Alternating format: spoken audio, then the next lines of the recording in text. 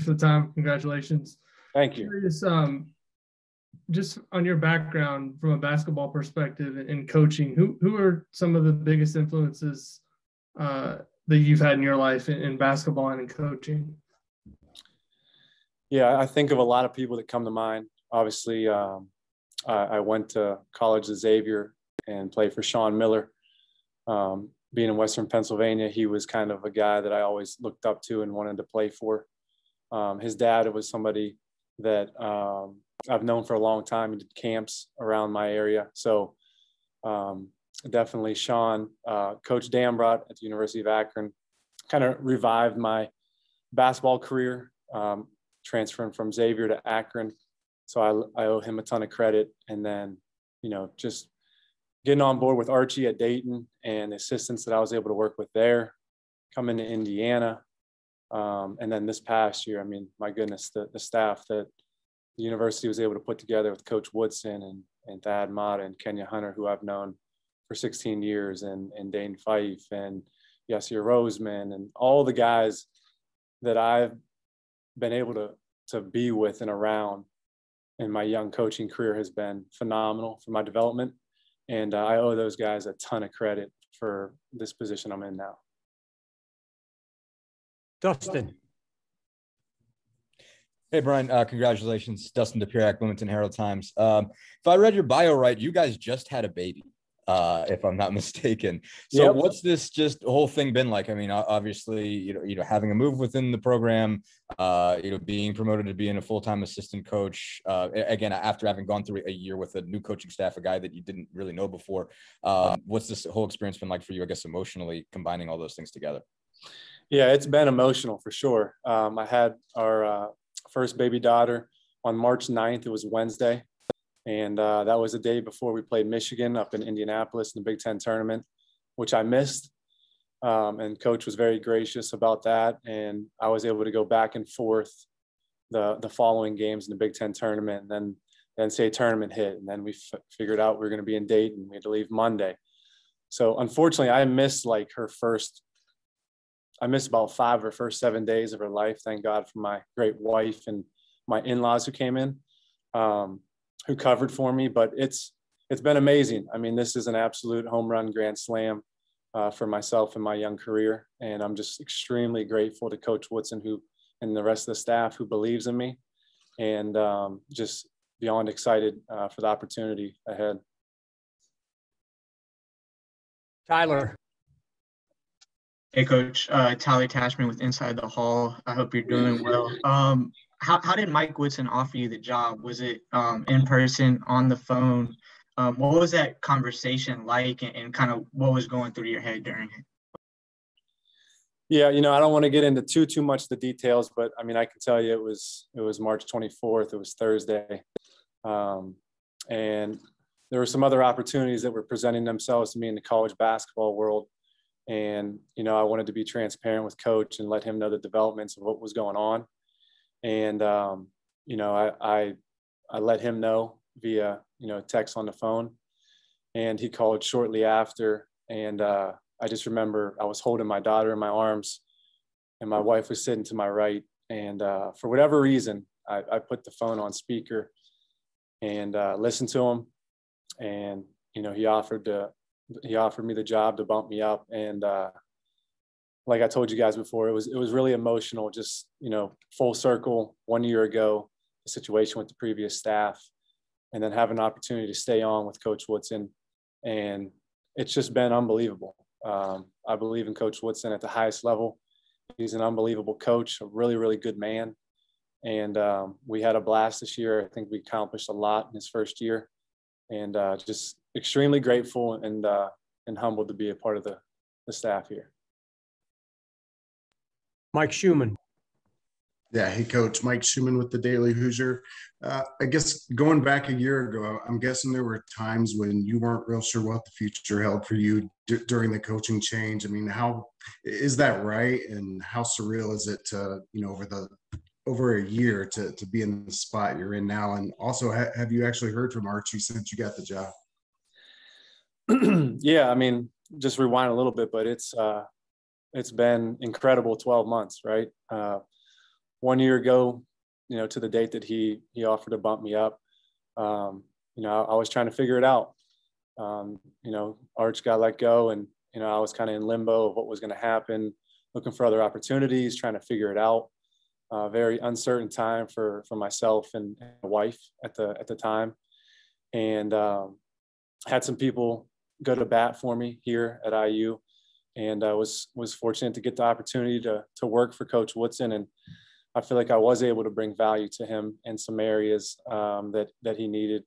And they just let me run with my job, and felt like I was able to bring really good value to the staff this year. As far as Arch is concerned with Rhode Island, we exchanged just some texts, some congratulatory texts on his behalf, but not too much other than that. Mike Pegram. Hey, congratulations, Brian. Thanks, Mike.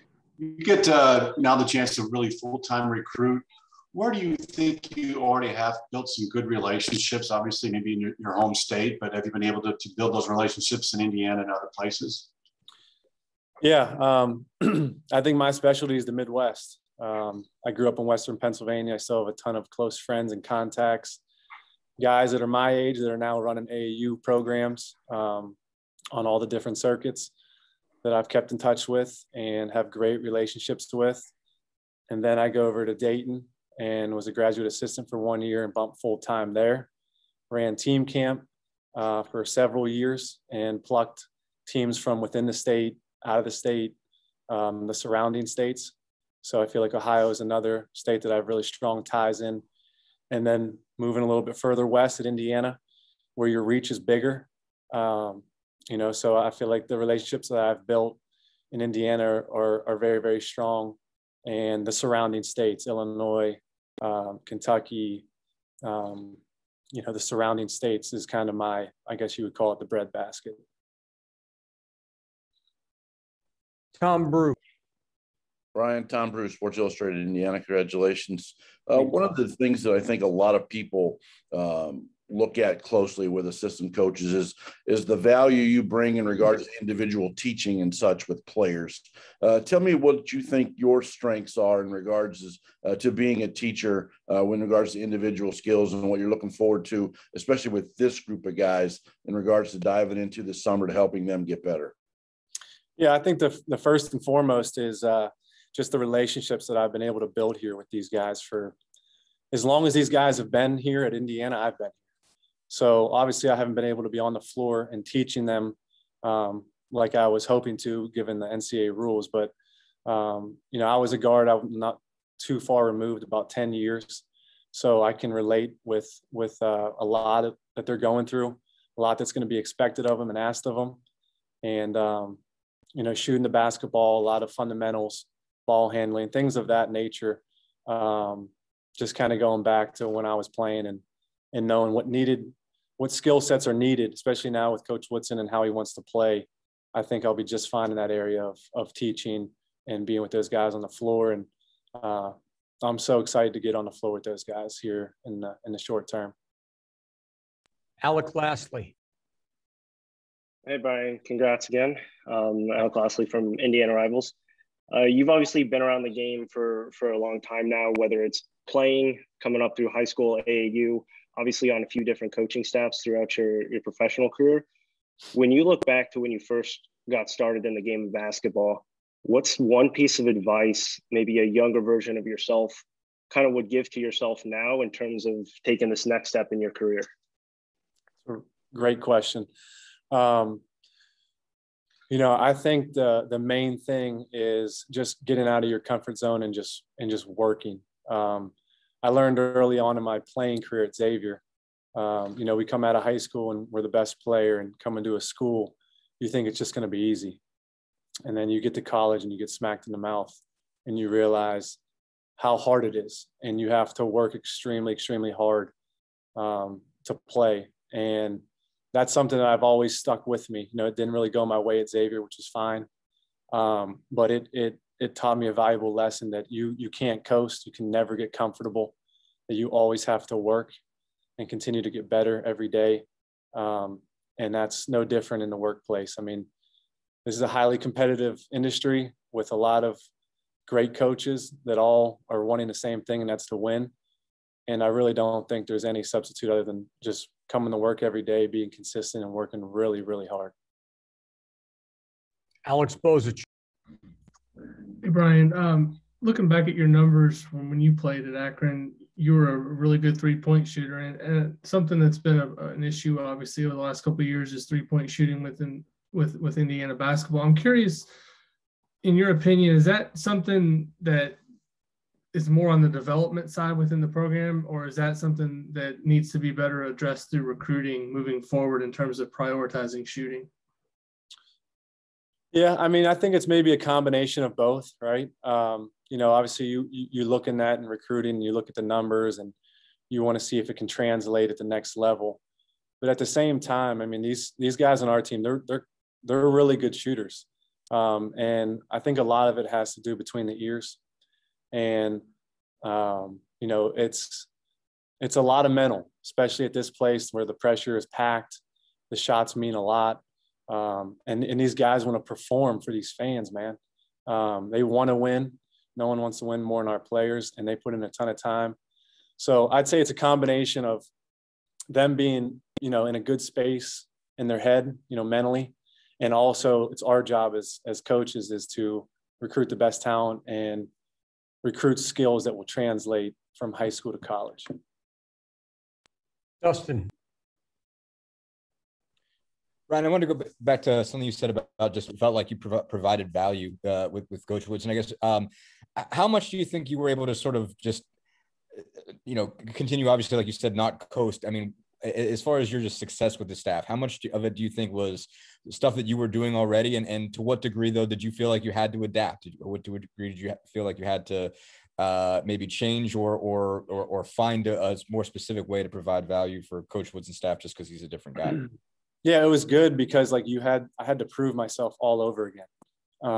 And that was a good driving force for me to help with getting kids on campus unofficially, officially, bringing them to basketball games, connecting coach to, and even Coach Yasir in Kenya. And, hey, these are the guys in the Midwest with these different programs of, hey, let's build relationship with these guys. These guys can help us. Let's bring this kid in. All of those things. And not only that, just being organized. When these kids come here, what are we doing officially and unofficially on these visits? And by no means did I do this all by myself. We have an unbelievable team of managers, an unbelievable group of graduate assistants. Ben Sander, who's been, kind of by my side for the past 7 years, through it all has been really, really helpful with that as well. So it wasn't just me, but I do feel like some of the things that I had done over the previous 4 seasons allowed me to be valuable with what I was able to give the new staff as they kind of got their boots on the ground. Tyler. Yeah, Coach. Why is coaching important to you? And what do you want to bring in terms of mentorship on and off the court? Yeah, I mean, for me, and you guys will probably hear it a lot, but relationships are everything to me. You're going to win games, you're going to lose games, but it's about being here for these kids, not only on the floor, but off the floor in life, having them navigate academics, social life, what it looks like when they're done, just being someone that they can count on forever, not just when they leave here, but as they go through life and they need different things. So that's big to me. And then the other thing is like, I'm super passionate about this and I love it. I've been doing it for a long time, like ever since I can remember as a little kid. I think my first word was ball. So this is just what I feel like I was born to do. And I just love it. It's really not work for me. And to bring that enthusiasm and excitement every day to the guys, I do feel like it's good, positive energy. And again, I'm just really excited. Tom Brew. Brian, you mentioned at the beginning about working with this current staff and that obviously Kenya and Yaz been around a long, long time. What is it that you've learned most from them, either directly or just in watching this first year, and how much can they help you going forward in your first go round, sort of at a high level here? Yeah, I mean, listen, I'm not sitting in this seat if it wasn't for those guys' support. I mean, I've learned so much from those guys, and I've had a previous relationship with Kenyon, having him recruit me 16 years ago to Xavier when he was on staff there with Sean Miller. So I've known him for a really long time. He's a pro's pro. He's polished. He's really, really good at what he does. And, you know, there's countless things that I could say about things that I've learned that I'm going to take with me when it comes to recruiting, when it comes to preparation of scouts, when it comes to delivery of the scout to the players. I couldn't really pinpoint one thing. I mean, they're at Indiana because they're some of the best coaches in America. So just being able to learn from those guys on a daily basis has been amazing for a young guy like myself. So I'm blessed in that area. Mike Schumann. Yeah, Brian, when Coach Woodson took the job, there was so much made about, you know, he didn't have college experience. He wasn't a recruiter. I'm guessing nobody spent more time with him on the recruiting front than you. How would you say he kind of grew into that role over the last year? He's been great, man. There's really not much that he hasn't seen or done or experienced. Now, the recruiting thing was new to him, but he explained to us, like, hey, this isn't my first time recruiting. I've recruited mega stars in the NBA that you're dealing with hundreds of millions of dollars worth of contracts. So this wasn't entirely new to him. You know, talking to high school kids might be different than what he's used to, and talking to parents and whatnot. But man, I'm hard pressed when we get kids here and he talks with them in a one-on-one setting. He's really, really good. So just being able to set the table for him a little bit and getting the kids here, and then he's the finisher. Okay, Tyler, Dustin, then Mike. Then we've got to get Brian to another meeting. Go ahead, Tyler. You mentioned your work ethic. Was there somewhere that was instilled in you, or someone that instilled that work ethic in you? Yeah, that's going to go to my dad and my brother.